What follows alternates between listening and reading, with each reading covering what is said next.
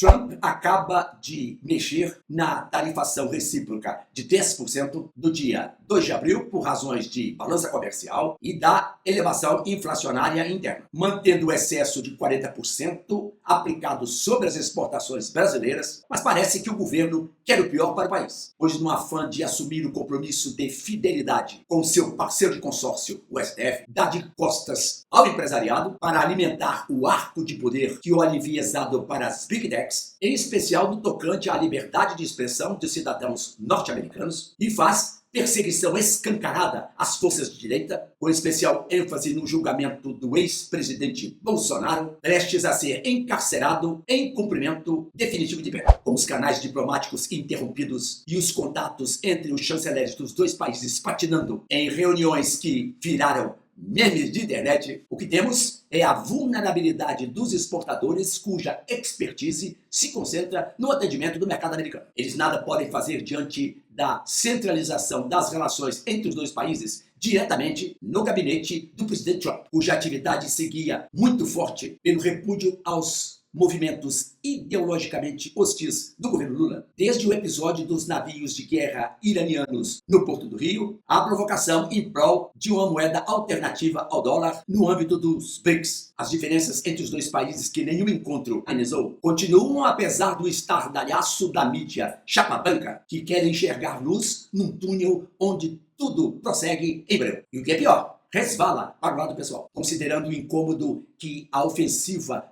contra o bolsonarismo provoca no líder do Norte, e que foi revelado em carta de julho passado, quando Trump sinalizou que o problema comercial não se desprega da atuação das autoridades locais, ou seja, presidência e STF, em matéria de perseguição à direita. E é neste enclave que se situa a reaproximação entre as duas nações. Se o Brasil não encontrar o ponto de entendimento para mitigar a tensão, o processo continuará na estaca zero, podendo até piorar.